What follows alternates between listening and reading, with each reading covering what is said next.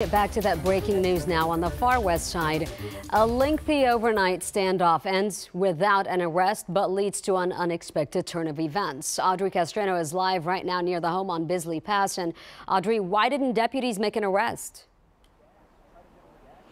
Yeah, it was about a 6-hour standoff that sheriff's deputies were out here surrounding this home behind me.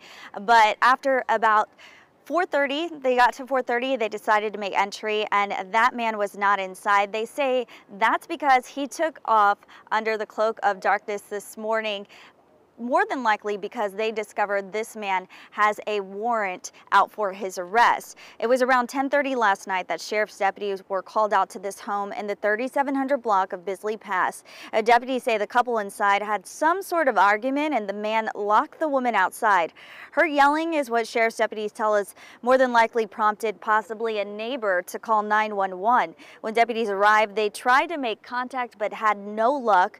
By 4:30, SWAT decided to make entry, but inside the home, well, he was not there. It was empty. The man had slipped out at some point.